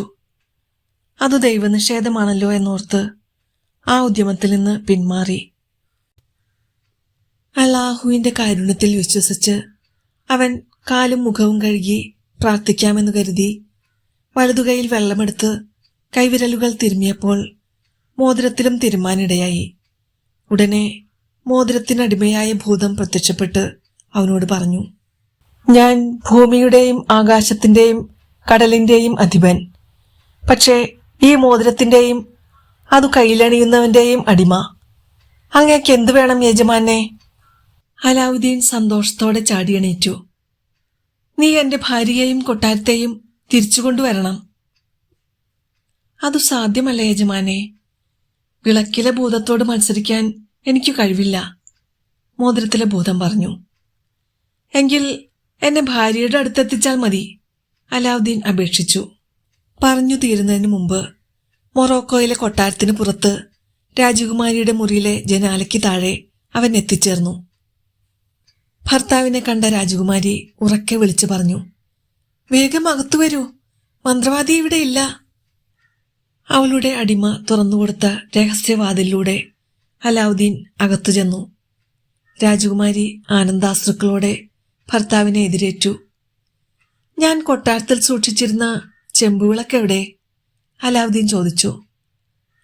അത് കൊടുത്ത് പുതിയൊരെണ്ണം വാങ്ങിയെന്നും മൊറോക്കക്കാരൻ പറഞ്ഞപ്പോഴാണ് അതിന്റെ അത്ഭുത ശക്തിയെക്കുറിച്ച് അറിഞ്ഞതെന്നും രാജകുമാരി പറഞ്ഞു. ആ മന്ത്രവാദി നിന്നെ ഉപദ്രവിച്ചോ? അലാവുദ്ദീൻ ചോദിച്ചു. ഇല്ല, എന്റെ ഭർത്താവ് ദരിദ്രനായ ഒരു തുന്നൽക്കാരന്റെ മകനാണെന്നും മന്ത്രവാദിയുടെ സഹായം കൊണ്ടാണ് പണം സമ്പാദിച്ചതെന്നും പറഞ്ഞു. എന്റെ അച്ഛൻ അവിടുത്തെ ശിരച്ഛേദം നടത്തിയെന്നാണ് അയാൾ പറഞ്ഞത്. ആ ദുഷ്ടന് വഴങ്ങണമെന്ന് പറഞ്ഞ് എന്നെ സമീപിക്കാറുണ്ട്. ഞാൻ അതൊന്നും ശ്രദ്ധിക്കാറില്ല. അയാൾ എവിടെയാണ് വിളക്ക് വെച്ചിട്ടുള്ളതെന്ന് നിനക്കറിയാമോ? അലാവുദ്ദീൻ ചോദിച്ചു. അയാളത് താഴെ വെക്കാറില്ല, എപ്പോഴും കുപ്പായത്തിനുള്ളിൽ കൊണ്ടു നടക്കും, രാജകുമാരി പറഞ്ഞു. അലാവുദ്ദീൻ മോതിരമുരസി ഭൂതത്തെ വരുത്തിച്ചിട്ട് കുറച്ച് മയക്കുമരുന്ന് കൊണ്ടുവരാൻ ആജ്ഞാപിച്ചു. അലാവുദ്ദീൻ ആ മയക്കുപൊടി രാജകുമാരിയെ ഏൽപ്പിച്ചു. ഈ പൊടി പാലിൽ കലർത്തി മന്ത്രവാദിക്ക് കൊടുക്കുക, അപ്പോൾ അയാൾ ഉറങ്ങിക്കൊള്ളും. നമുക്ക് വിളക്കെടുക്കുകയും ചെയ്യാം.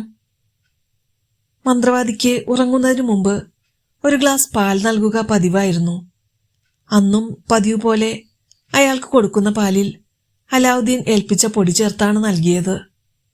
മന്ത്രവാദി ദീർഘനിദ്രയിലായി. അലാവുദ്ദീൻ പെട്ടെന്നു തന്നെ മാന്ത്രിക വിളക്ക് കൈവശപ്പെടുത്തി. അലാവുദ്ദീൻ ഉടനെ വിളക്കിൽ ഉരസി ഭൂതത്തെ വരുത്തി. കൊട്ടാരം ചീനയിലേക്ക് കൊണ്ടുപോകാൻ ആവശ്യപ്പെട്ടു. അടുത്ത നിമിഷം അത് ചീനയിൽ മുമ്പിരുന്ന സ്ഥാനത്തു തന്നെ പുനഃസ്ഥാപിക്കപ്പെട്ടു. പിറ്റേന്ന് രാവിലെ മുറ്റത്തിറങ്ങിയ സുൽത്താൻ മരുമകന്റെ കൊട്ടാരം കണ്ട് സന്തോഷത്തോടെ ഓടിച്ചെന്നു. മകളും മരുമകനും അദ്ദേഹത്തെ സ്വീകരിച്ചു. സംഭവിച്ചത് എന്താണെന്ന് രാജകുമാരി അച്ഛനോട് പറഞ്ഞു. അലാവുദ്ദീൻ നിരപരാധിയാണെന്നറിഞ്ഞ് രാജാവ് സന്തോഷിച്ചു. പിന്നീട് വളരെ കാലം സന്തോഷത്തോടെ അവർ ജീവിച്ചു. നക്ഷത്രശോഭയുള്ള അനേകം കുട്ടികൾ അവർക്കുണ്ടായി. സുൽത്താന്റെ കാലശേഷം അലാവുദ്ദീൻ ചീനയിലെ രാജാവായി.